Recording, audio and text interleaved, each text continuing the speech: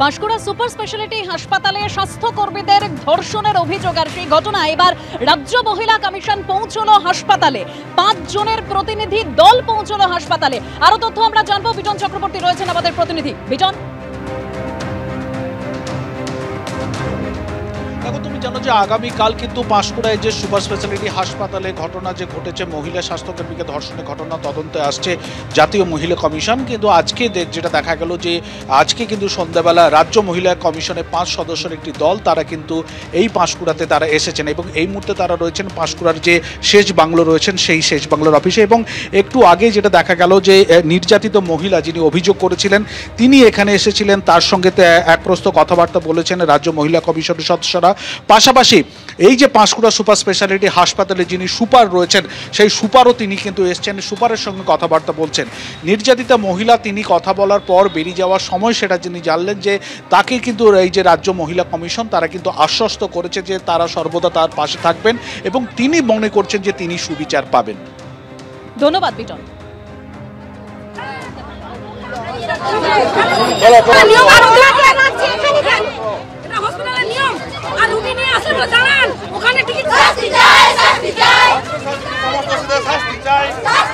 Bangladeshi model অভিনেত্রী শান্তা পালের বিরুদ্ধে চার্জশিট। ব্যাংশাল কোর্টে চার্জশিট পেশ লালবাজারের গুন্ডা দমন শাখার। জুলাইয়ে পার্কস্ট্রিট থানার মামলায় গলফগ্রিন থেকে গ্রেফতার হন শান্তা পাল। ধৃত বাংলাদেশি মডেলের কাছে মেলে ভারতের আধার এবং প্যান কার্ড। পাসপোর্টের মেয়াদ ফুরোনোর পরেও কলকাতায় ছিলেন বাংলাদেশি মডেল অভিনেত্রী। বাংলাদেশি মডেলকে সাহায্যের অভিযোগে ধৃত 2 জনের বিরুদ্ধে চার্জশিট। চার্জশিটে ফরেনার্স অ্যাক্ট, জালিয়াতি, প্রতারণা সহ একাধিক ধারা। জ্বর, সর্দি, কাশি থেকে খিঁচুনির মতো উপসর্গ, আর সেই থেকে প্রাণঘাতী রোগ ছড়াচ্ছে কেরলে, যার পোশাকি নাম প্রাইমারি অ্যামিওবিক মেনিঙ্গোএনসেফ্যালাইটিস। মস্তিষ্কে সরাসরি আঘাত হানার ফলে অনেকেই এগে ব্রেন ইটিং অ্যামিবাও বলে থাকেন। তবে কি এই রোগ, কেনই বা চিন্তার, কি বলছেন চিকিৎসকরা? জ্বর, সর্দি, কাশি, খিঁচুনি কিংবা অসংলগ্ন আচরণ, এসব উপসর্গ দেখেও সাধারণ রোগ ভেবে উড়িয়ে দিচ্ছেন? সাবধান হন, আপনার শরীরে বাসা বাঁধেনি তো সর্বনাশা ঘিলুখেকো অ্যামিবা? কেরলে ইতিমধ্যে এই রোগে মৃত্যু হয়েছে 19 জনের, যার পোশাকি নাম প্রাইমারি অ্যামিওবিক মেনিঙ্গোএনসেফ্যালাইটিস। এর জন্য দায়ী নাইগ্লেরিয়া ফাউলেরি নামে একটি প্যারাসাইট। সারা বিশ্বে গত কয়েক বছরে এই রোগে আক্রান্তের সংখ্যা ছিল মাত্র 500।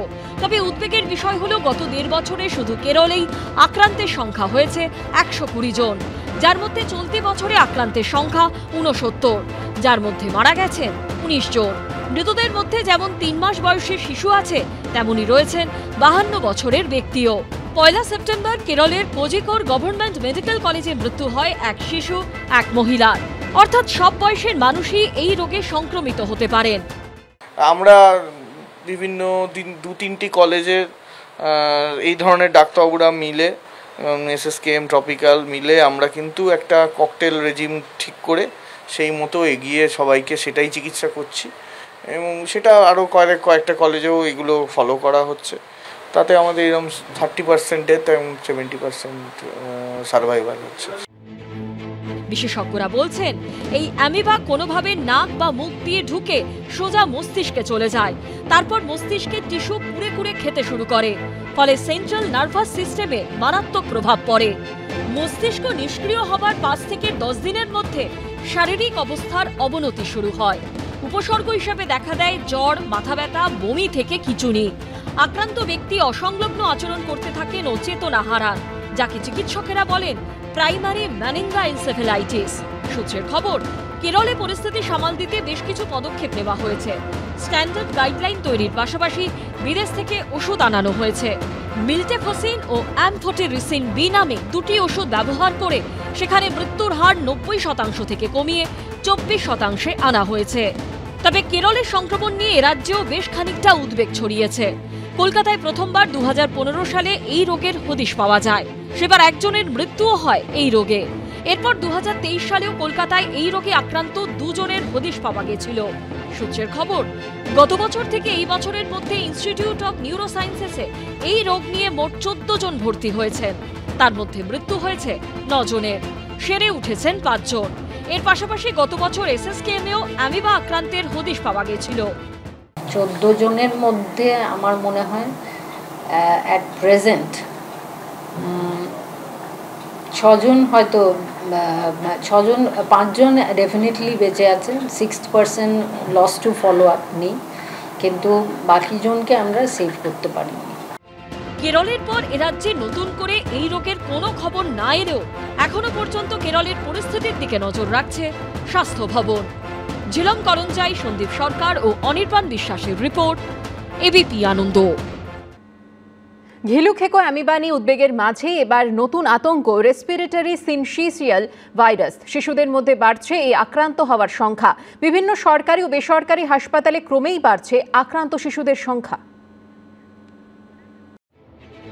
একদিকে ঘিলু খেকো অ্যামিবা নিয়ে বাড়ছে উদ্বেগ, অন্যদিকে এ রাজ্যে আতঙ্কের নাম রেসপিরেটরি সিনশিয়াল বা আরএস ভাইরাস। গত 2 সপ্তাহে রাজ্যে উল্লেখযোগ্যভাবে বেড়েছে আরএস ভাইরাসে আক্রান্তের সংখ্যা। এতে মূলত আক্রান্ত হচ্ছে শিশুরাই। সদ্যজাতদের ক্ষেত্রে এই রোগে আক্রান্ত হবার আশঙ্কা আরও বেশি, তবে আক্রান্ত হতে পারেন 60 ঊর্ধ্বরাও। আমরা প্রত্যেক বছর জেনারেলি এই সময়টাতে নানা রকম virus infection pi, influenza, adeno, metapneumo virus. But এই বছর যেটা পার্টিকুলারলি দেখছি, এই সময়টা কিন্তু এত তাড়াতাড়ি, জাস্ট যে পুজো আসছে এই সময়টা কিন্তু এতটা আমরা পাই না। বাট এবার পাচ্ছি বাচ্চাদের ফিভার এবং তার সাথে সর্দি কাশি, এবং সেখানে গিয়ে শ্বাসকষ্ট হচ্ছে। বাচ্চা তখন পিআইসিউতেও ভর্তি হচ্ছে। এখন আমার পিআইসিউ ফুল এবং প্রত্যেকটা বাচ্চায় আরএসভি নিয়ে ভর্তি আছে। এই রোগের উপসর্গের সঙ্গে মিল রয়েছে অন্যান্য ভাইরাস ঘটিত রোগের। এই রোগে আক্রান্তদের জ্বর, শ্বাসকষ্ট, কাশি, খাওয়ায় অরুচির মতো নানান উপসর্গ দেখা দিচ্ছে। কমন যেরকম রেসপিরেটরি ভাইরাসের যা সিমটম হয় এদেরও তাই, যেটা আমাদের ভাষায় অ্যাকিউট ব্রঙ্কিওলাইটিস, এটা হচ্ছে স্টার্টিং। তারপরে কখনো কখনো হয়তো নিউমোনিয়া ডেভেলপ করতে পারে। মানে সহজ কথায় বললে তাদের শ্বাসকষ্ট হচ্ছে, কাশি সর্দি হচ্ছে, জ্বর থাকছে। জ্বরটা হয়তো তাড়াতাড়ি চলে গেল, কিন্তু কাশিটা কমতে তাদের প্রচণ্ড মুশকিল, এবং শ্বাসের সমস্যা হচ্ছে। কেউ কেউ হয়তো শ্বাসকষ্টের জন্য হয়তো হাসপাতালে ভর্তি হতে হচ্ছে। সরকারি হাসপাতাল তো বটেই, শহরের একাধিক বেসরকারি হাসপাতালে পরীক্ষার পর শিশুদের মধ্যে ধরা পড়ছে এই রোগ। যেমন পাকসার্কাসের ইনস্টিটিউট অফ চাইল্ড হেলথে পরীক্ষায় গত 1 মাসে আরএস ভাইরাসে আক্রান্ত 41 জন শিশুর হদিশ মিলেছে। বছর যেটা হয়েছে যে এটা একটু আগে এসছে, আমরা ইউজুয়ালি পোস্ট অটাম প্রি উইন্টারই এই আরএসভিটা পাই। এবারে একটু আগে এসছে, কিছু কিছু ক্লাস্টারিং অফ কেসেস এসছে, বাট প্রত্যেক বছর যেই হারে পাই সেরকমই, এর থেকে বেশি কিছু না।